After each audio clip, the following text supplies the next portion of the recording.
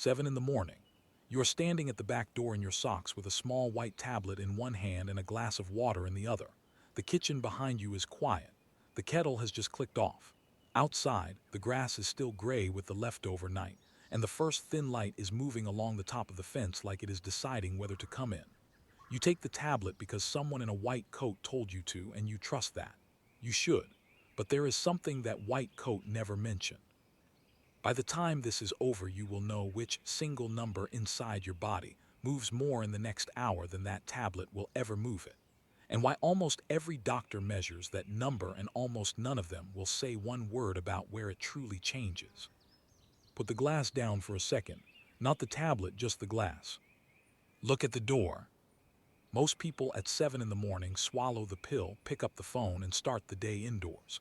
They spend the next hour under a ceiling in light that never moves, breathing air that has been breathed all night. And then, years later, they wonder why the body felt like it was winding down a little faster than it should. They blame their age. They blame their parents. They blame the long hours. They are wrong about most of it, and the proof is sitting 12 steps away, on the other side of that door, in a patch of ground most people walk past every single day without seeing. Here is the strange part. The thing on the other side of that door is free. It does not come in a box. No company sells it, which is precisely why no one is paying to put it in front of you. You cannot patent an hour outside. You cannot trademark the smell of cold soil. So the most powerful thing available to your body before breakfast gets no advertising at all, and it sits there quietly, waiting for you to notice it. There is a woman 2 streets over in her 70s who has gone out into her garden at the same hour every morning for 31 years. Rain, frost, gray sky, it does not matter. Her neighbors think it is a habit, a sweet little routine. It is not a routine. She is doing something to her own body deliberately that the rest of the street is paying a pharmacy to attempt, and we will come back to her because what she is actually doing out there is not what it looks like. But first, the door. The hour I am talking about is not exercise. Forget exercise for a moment. It is not a workout, it is not steps, it is not a number on a watch. You can do this hour sitting down. You can do it slowly. You can do it with a bad knee and a tired back and a heart that is not what it was. That is the whole point. The thing that changes inside you in this hour does not need you to push. It needs you to be in a particular place, doing a particular kind of nothing, with your hands close to the ground. And in that hour, 3 things begin to shift at once. Your light changes, your air changes, and something in your blood changes, quietly, measurably, in a direction that every pill in that kitchen cabinet is trying and mostly failing to push it. So put the socks aside. Find your shoes. Because the question is not whether the tablet works. Many of them work. The question is what you are leaving on the table every single morning when you take the pill and skip the hour, and whether the people who live the longest, the ones who somehow stay sharp and upright into their 90s, know something about that door that the rest of us forgot. By the end, you will know the one number. You will know why the woman 2 streets over goes out at the same hour. And you will know why the most honest thing a doctor could ever tell you is something almost none of them will say out loud. It starts with an hour nobody counts. Slow down for this one, because it is the hour you've been throwing away without knowing it had a value. Think about how you measure a day. You count the hours you work. You count the hours you sleep, and you worry when there are not enough of them.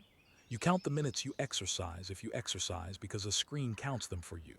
But there is one block of time that no one counts, that no app tracks, that shows up on no chart at the doctor's office, and it is the amount of time your body spends outside, in natural light, near living things, doing something gentle with your hands.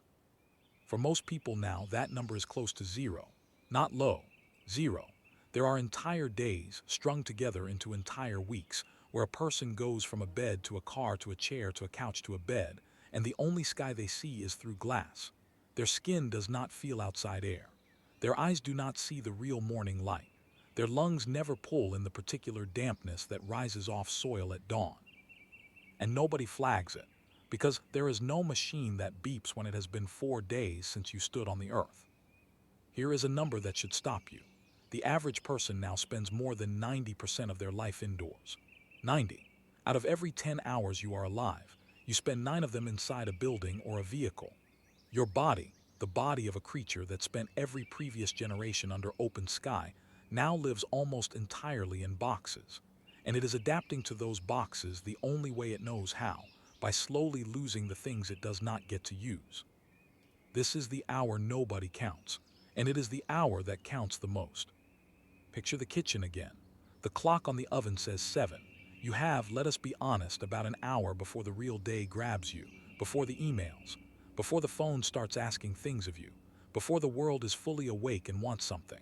That hour right now probably gets spent on a screen, scrolling, reading the news, which is mostly other people's panic delivered to your nervous system before you have even eaten. You give that hour away to a glowing rectangle, and the rectangle gives you back a faster heartbeat and a tighter jaw. Now imagine handing that same hour to the garden instead. Not to chores, not to a list, just to being out there, walking the few steps of a path, crouching to look at something, pulling one weed then another, not because the bed needs it, but because your hands want to be doing it, filling a watering can and tipping it slowly over the soil and watching the dry ground go dark as it drinks. An hour of that is not an hour lost. It is the only hour in your whole day that gives something back to the body instead of taking from it. And here is the part that catches people off guard. You do not need a big garden. You do not need a garden at all in the way you are picturing it. A few pots on a step will do it. A strip of soil along a fence. A single tomato plant in a bucket that you check on every morning like it is a small animal that depends on you. The size of the ground is not the medicine. The hour is the medicine. The ground is just the reason you go out and stay out instead of turning around after 30 seconds and going back to the screen. So why does this hour do anything at all? Why would standing near some plants with a cup going cold in your hand change a single thing inside a human body? That is the question. And the answer starts with the one thing you swallowed at the door. Because before we talk about the light and the soil and the number on the chart, we have to talk about the pill on the counter and the quiet trade you make every time you take it and stop there. Pick the tablet back up. Look at it honestly, because I am not going to tell you to throw it away, and anyone who tells you to throw it away without knowing you is not being your friend. The pill is a miracle. Say that plainly. A small white disc that can lower the pressure inside your arteries, or thin your blood so it does not clot where it should not, or steady a rhythm in your chest. People used to die of the things these pills now manage. Your own grandparents may have. So when I talk about the hour outside, I am not standing against the pill. I am standing against the idea that the pill is the whole story, and that once you have swallowed it, you have done the thing, you have taken care of yourself. You may now sit back down. Because here is what the pill is. The pill is a correction. It reaches into a body that has drifted off course and it pushes one number back toward where it should be. One number. It is aimed, narrow, precise. It does the single job it was made for and nothing else. The tablet for your blood pressure does not touch your mood. The tablet for your cholesterol does not touch your sleep. Each one fixes its own small thing and leaves the rest of you exactly where it found you. And the body is not one number. The body is 1,000 numbers, all leaning on each other. Imagine a house with one wall starting to lean. The pill is a strong wooden beam you wedge against that wall to stop it falling. Thank goodness for the beam. But the wall is leaning because the foundation underneath the whole house has gone soft, and the beam does nothing for the foundation. So you wedge a beam against the next wall and the next, and after 20 years the house is standing only because it is full of beams, and the foundation under all of it is still soft, and getting softer, and no one is down there with a shovel. The hour outside is the shovel. It does not aim at one number. That is the thing people cannot get their heads around at first, because we have been trained to think medicine means one cause, one cure, one pill for one problem. The hour does not work like that. It goes to the foundation. It lowers the stress chemistry that quietly raises your pressure and your sugar and your inflammation all at once. It resets the body clock that decides how well you sleep tonight, which decides how your whole body repairs itself in the dark. It moves blood and joints. It puts real light in your eyes at the one time of day your brain is desperate for it. It does 10 quiet things at once, none of them dramatic, all of them in the same direction, the direction of a body that lasts. Here is the trap, and almost everyone falls into it. The pill gives you a number. You can see it. The nurse wraps the cuff, the machine beeps, the number is lower, and you feel you have proof. The hour outside gives you almost nothing you can see on the day you do it. You go out, you come in, you feel a little calmer, and that is all. No number, no proof. So the pill feels real and the hour feels optional, and we spend our lives chasing the things we can measure and ignoring the things that actually hold us up. But the hour is leaving a mark, just not one you can see in a morning. You see it in a decade. You see it in who is still climbing their own stairs at 85 and who is not. You see it in who still knows their grandchildren's names and who has started to lose the thread. So the tablet is not the enemy.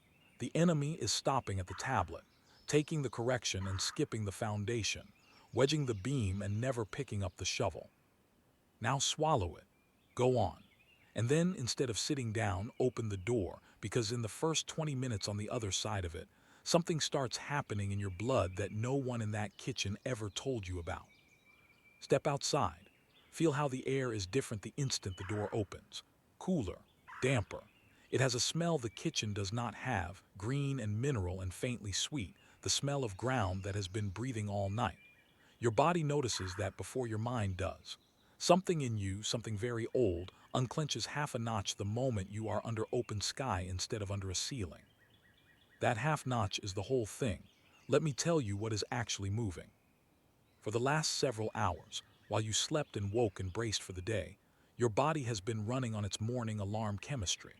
There is a hormone that rises in you every morning before you even open your eyes, a chemical whose job is to get you up and ready and a little bit on guard.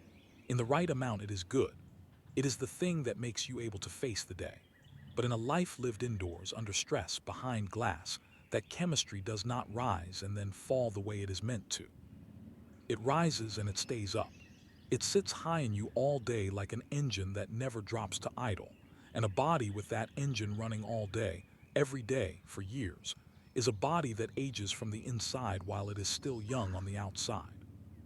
That is the number. I will name it plainly later, the way I promised, but you already half know it. It is the stress chemistry. And here is what 20 minutes outside does to it. Within the first 20 minutes of being out there in real light, moving gently with your attention on something living instead of something glowing, that high engine starts to come down. Not because you told it to. You cannot will it down. Anyone who has lain awake at 3 in the morning knows you cannot just decide to be calm. But the body has a back door. Light through your eyes, soil under your hands, slow movement, green in your field of view. These are the keys that fit the lock from the outside. The body reads them as safety. And when the body reads safety, the engine drops to idle and the stress chemistry begins, measurably, to fall. 20 minutes. That is roughly the line researchers keep landing on. 20 minutes in a green place, even just sitting in it, and you can find the drop in a person's blood. The pressure eases. The pulse softens. The stress hormone comes down off its high shelf, and it keeps drifting down across the rest of the hour, gently, the way a tide goes out. Not because you are doing anything strenuous, but because you have finally given the body the one set of signals it has been waiting all morning to receive. Now hold that next to the pill. The pill aimed one chemical at one target. This is one place, the garden, aiming a dozen gentle signals at the single deepest lever in your whole stress system. The lever that, when it is stuck up high, quietly pushes your pressure and your sugar and your inflammation all in the wrong direction at once. Lower that one lever and you have not fixed one number. You have eased the thing underneath a whole row of numbers. And you did it in 20 minutes, before breakfast, for free. Here is what gets me.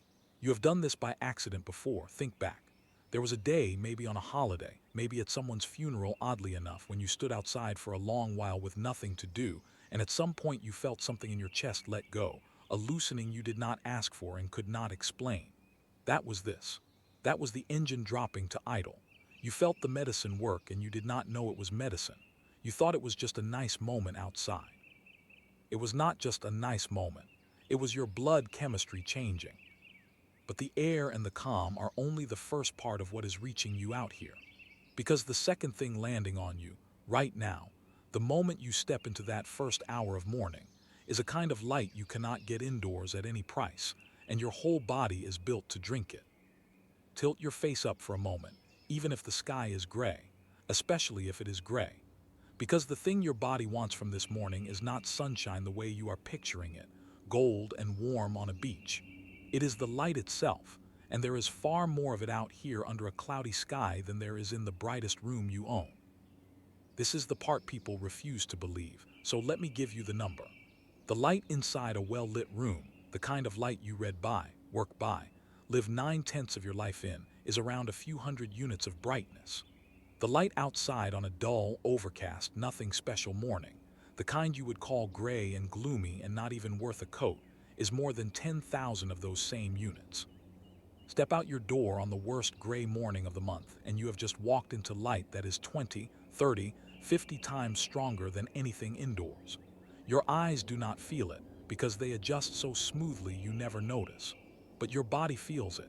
Your body has been starving for exactly this. Here is why it matters so much, and why morning specifically. Deep in your brain there is a clock, not a feeling, an actual cluster of cells whose only job is to keep the time and tell every organ in your body what hour it is, so they can all do the right thing at the right moment. That clock does not run on its own perfectly. It drifts. Every single day it needs to be reset, the way an old wind-up watch needs winding. And the one thing that resets it, the one signal it was built across millions of years to wait for, is bright light hitting your eyes in the early part of the day. When you give it that light early, the clock snaps to attention. It says with total confidence it is morning. And from that one piece of certainty, a whole cascade follows. Your stress hormone gets permission to do its proper morning rise and then, crucially, its proper fall later. Your body knows when to be alert and 16 hours from now, when to release the chemistry that makes you sleepy at a sensible hour. The morning light you catch today is what lets you fall asleep tonight. People lie awake at 11 at night and never once think the problem was at 7 that morning, when they stayed inside and the clock never got told what day it was. This is light you cannot buy. You can buy lamps that claim it. Some of them even help a little in the dark months in the far north, and I would not talk anyone out of one. But no lamp on your counter matches what is pouring down on your garden right now for nothing. And no lamp comes with the air and the soil and the green and the gentle moving that come bundled with the real thing the moment you step outside. And remember the woman 2 streets over, the one who goes out at the same hour every single morning. Now you are starting to see what she is really doing. She is not just watering her plants. She is winding her clock. Every morning at the same hour, she gives that deep timekeeper in her brain the strong, early, unmistakable signal it needs. And because she has done it at the same hour for 31 years, her body runs like a clock that is wound at the same minute every day. Steady sleep. Steady mood, steady pressure. Her neighbors think she is lucky with her health. She is not lucky. She is consistent. There is a difference, and the difference is an hour. But the light is reaching your eyes from above, and there is something else reaching you from below, through your hands, that is stranger than the light and that almost no one knows about. Because what is in the soil you are about to touch turns out to matter as much as what is in the sky. Crouch down now. Put your hand flat on the soil, not to do anything, just to feel it, the cool grain of it, the slight give, the way a little of it sticks to your skin. Most people garden with gloves on and never feel this, and they are missing half of why it works. Because there is something in that soil, something alive, that your body has a relationship with that goes back longer than there have been people who could be called people. The soil is not dirt. Dirt is what you sweep off a floor. Soil is the most crowded living thing on Earth. In a single handful of healthy garden soil, there are more living creatures than there are human beings on the entire planet. Billions of them in your palm, most of them bacteria so small you will never see one. All of them busy, all of them part of a system that has been turning death back into life under our feet since before the first tree. When you press your hand into it, you are not touching a substance. You are touching a population. And one of the creatures in there has a name worth knowing, because it does something to you. It is a common soil bacterium, harmless, everywhere. The thing that gives fresh turned earth that rich brown smell you love and could never describe. When researchers exposed people and animals to this ordinary bacterium from the ground, something unexpected happened. It nudged the brain to make more of the chemical that lifts mood, the same chemical that certain antidepressants spend their whole effort trying to raise. The soil was doing, gently and for free, a faint version of what a prescription is built to do. People started calling it the outdoor antidepressant. You breathe it. It is on your hands. It rises off the bed the moment you disturb it. So when you come in from an hour in the garden feeling lighter, calmer, more like yourself, and you tell someone it just clears your head, you are underselling it. Your head is not just clear. Your brain chemistry has been touched from the outside by something that lives in the ground, and you carried a little of it home on your hands. This is why the hands matter more than the plants. The plant is beautiful and the plant is the reason you went out, but the plant is not where this part of the medicine comes from. It comes from contact, from skin on soil, from the small everyday act of getting your hands into the earth, which almost nobody does anymore. We have spent 100 years learning to fear the ground as dirty, washing it off our children, paving it over, sealing ourselves away from the exact substance that was quietly keeping a part of us well. We called it cleanliness. Some of it was. But somewhere in all that scrubbing, we lost the daily touch that an animal like us was never meant to lose. Here is a question to sit with. Why does a child left alone in a garden go straight for the mud? Every time, every culture. You can give them clean toys and a clean patch of grass and turn your back, and you will find them with both hands in the wettest, blackest soil they can reach, perfectly content. We tell ourselves they are just being children, just making a mess. But what if the child is doing exactly what the body wants? The thing we slowly train them to stop doing. The thing we then spend the back half of our own lives quietly missing without knowing its name. You do not have to dig a field. You do not have to grow anything impressive. You just have to get your hands into living soil for part of that hour, regularly, the way you once did without thinking, before someone taught you not to. And now we can finally name it. The number. The single thing on your chart that this whole hour, the light and the air and the soil and the calm, moves more than any tablet moves it. It is time to say it out loud. Here is the number. It is inflammation. Say it slowly because it sounds like nothing. It sounds like a word from a cream advert, the redness around a cut, the swelling in a sore knee. That kind of inflammation comes and goes and is part of healing. That is not the one that matters here. The one that matters is the kind you cannot see and cannot feel. The low, constant, simmering inflammation that runs quietly through the body of a person who is stressed, who sleeps badly, who never goes outside, who carries tension in the blood year after year. It has no symptoms. You do not feel it. And it is, as much as anything we know of, the thing underneath the diseases that take people in the end. The heart attacks, the strokes, the slow stiffening of arteries, the diabetes, even the fog that creeps into memory in the last decades, the gradual dimming we fear most of all. Underneath a startling number of these in the research of the last 20 years sits the same quiet fire, chronic inflammation. The body in a low state of alarm, attacking itself a little every day for decades until something gives. Doctors now measure it. There's a marker for it in your blood, a number that can be drawn and read, and a high one is a warning that the fire is burning whether you feel it or not. Now here is why I made you wait for this. That fire is fed by the stress chemistry we talked about at the door, the engine that never drops to idle. The high stress hormone, day after day, is one of the things that keeps the inflammation simmering. And what did the hour outside do in the first 20 minutes measurably for free? It brought that stress chemistry down. It dropped the engine to idle, which means the hour is not just calming you for the morning. It is reaching down and turning the heat off under the one fire that quietly drives the diseases of the second half of life. The light resets the clock, which fixes the sleep, and deep sleep is when the body does its repair and clears its inflammation. The soil touches the mood chemistry, and a calmer brain runs a calmer body.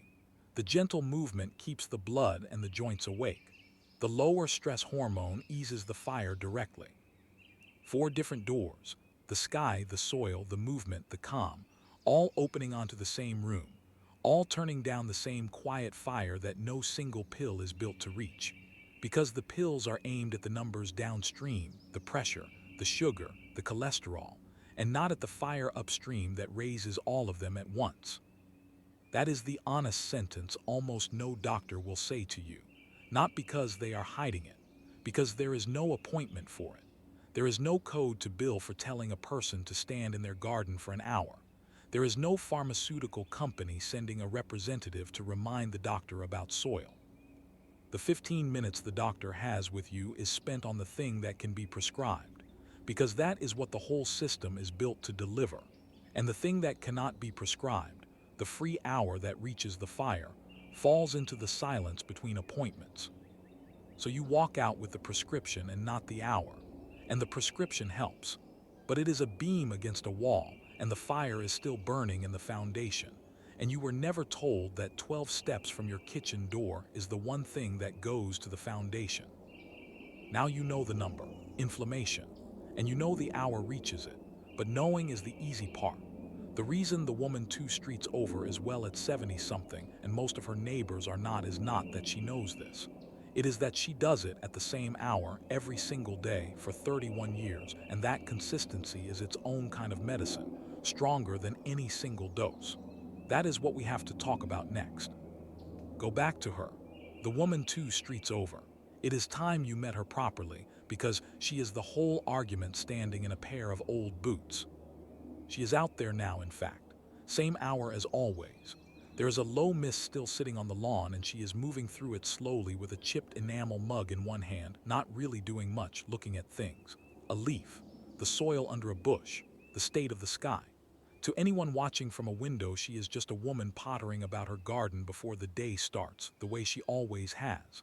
Nothing is happening. That is exactly what is happening. She does not call it medicine. If you said the word to her, she would laugh at you.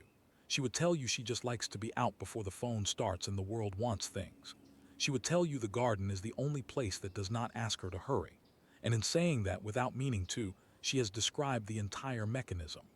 The only place that does not ask her to hurry. A body that is never asked to hurry is a body whose engine gets to idle every single morning at the same hour for 3 decades. That is the part the rest of us keep missing. We treat health as a thing you fix in bursts. We go hard for 3 weeks in January. We do a cleanse. We buy the equipment and use it twice.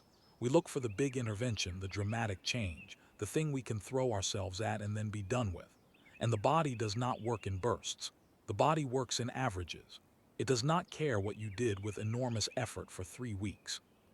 It cares what you did, quietly, almost without noticing, every day for 30 years. That is why the hour beats the heroics.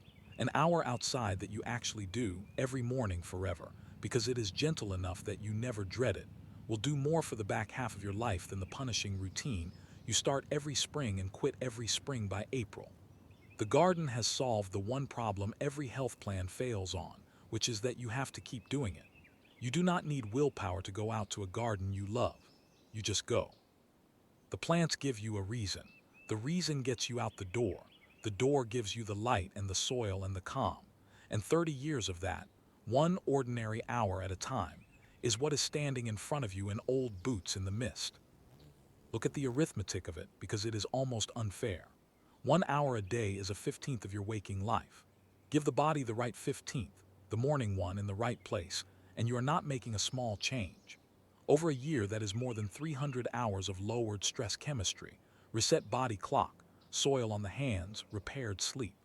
Over 30 years, it is the better part of a decade of waking life spent in the one state that ages a body slowly instead of fast. No pill is taken for 30 years and asks so little and gives back so much. And here is the thing about her you cannot see from the window. It is not only her body that is well, it is her. She is steady. She is not anxious in the way the street is anxious. She has somewhere to be every morning that asks nothing of her and gives her something every time. When hard things come for her, and they have, a loss, an illness, the ordinary griefs of a long life, she has had a place to take them. The garden held them while she could not. That is not measured on any chart, and it may be the most important thing of all. So the hour is not just changing her blood. It is the shape of her days, the thing that holds her steady, the one reliable kindness in a life that has had its share of unkind mornings. Which brings us to the strangest part of all of this, because the hour does not only add things to you, it takes things away. And what it quietly takes is, in the end, the real reason people who keep a garden seem to age differently from everyone else. Stay with me here, because this is the part that does not sound like health at all, and it may be the truest thing in the whole video. We have talked about what the hour gives: light, soil, calm, lowered fire. But everything I have described has a quiet underside, and the underside is subtraction. For 1 hour, certain things are removed from you, and the removing may matter as much as the giving. For that hour, you are not reachable. The phone is inside on the counter. Nobody can put a worry into your head from a distance. The endless small alarms of the day, the messages, the news, the notifications, each one a tiny pull on your stress chemistry, all of it is switched off, not by force of will, but simply because your hands are full of soil and the phone is in another room. We have no idea, most of us, how loud our lives are until we stand for an hour where they are quiet. The garden does not add silence. It subtracts noise. And a nervous system that gets 1 hour a day with the noise subtracted is a different nervous system from one that never does. It takes away hurry. Out there, nothing can be rushed. You cannot make a seed come up faster by wanting it more. You cannot hurry a tomato. The garden runs on a clock that does not care about your schedule, and standing inside that slower clock for an hour every day slowly retrains something in you. You stop, for that hour, being a person who is behind. There is nothing to be behind on. The plant is doing what it does at the speed it does it, and your only job is to be there. For a person who spends 23 hours a day feeling slightly behind, 1 hour of being exactly on time with the world is a kind of repair you cannot get anywhere else. And it takes away something harder to name. It takes away the feeling of being useless, which is one of the quiet killers of the second half of life. There comes a season for almost everyone when the things that needed you stop needing you. The children are grown and gone. The career has closed its door. The phone rings less. And a person can sit in a too quiet house and feel, without ever saying it out loud, that nothing depends on them anymore. That is a heavy thing to carry, and it wears a body down in ways no scan will catch. But out in the garden, something depends on you. The plants will not water themselves. They wait for you. They genuinely need the hour you give them, and a creature that is needed, even by a tomato, stands up straighter than one that is not. The garden gives you back the one thing the modern second half of life quietly strips away, which is the sense that your showing up matters to something living. So look at what the hour removes: the noise, the hurry, the reaching hands of the world, the slow ache of not being needed. It takes all of that out of you for 1 hour and lets the body rest in the gap. And maybe that is the real reason the people who keep gardens seem to weather their years differently. Not only because of what is in the soil and the light, though that is real, but because for 1 hour a day they are released from the very things that age the rest of us fastest. The pill adds something to your blood. The hour takes something off your back. And a body that gets both, the right correction and the right subtraction, is a body with a real chance of going the distance. Which is why, in the end, the most important object in this whole story is not the pill, and it is not even the garden. It is the door, and it is time to go back to it. 7 in the morning. You are standing at the back door again in your socks, the tablet in one hand, the glass of water in the other. Everything is exactly as it was when we started. The kettle has clicked off. The grass is gray with the leftover night. The first light is moving along the top of the fence, deciding whether to come in. Nothing about the kitchen has changed. The only thing that has changed is you, standing in it, because now you know what is on the other side of that door, and you cannot unknow it. Take the tablet. I mean it. Swallow it with the water. It is doing its narrow, precise, honest job, and that job is worth doing. But do not put the glass down and sit back into the chair the way you did every other morning. Do not give the next hour to the glowing rectangle and the other people's panic. That hour is the one thing in your whole day that the body has been quietly asking you for, and it is the only hour you will not be able to buy back later, no matter what you are willing to pay. So put your shoes on instead. Open the door. Feel the cooler, damper air come in to meet you, with its green and mineral smell of ground that has been breathing all night. Step out into the strongest light you will stand in all day, even under a gray sky, and let it reach the small clock deep in your brain and tell it with total certainty that it is morning. Crouch down. Put your hand flat on the cool living soil, billions of small lives in your palm, one of them quietly lifting your mood from the outside in. Stay there for an hour. Do almost nothing. Let the engine drop to idle. Let the fire go down. You will not feel anything dramatic. There is no number that morning to show anyone.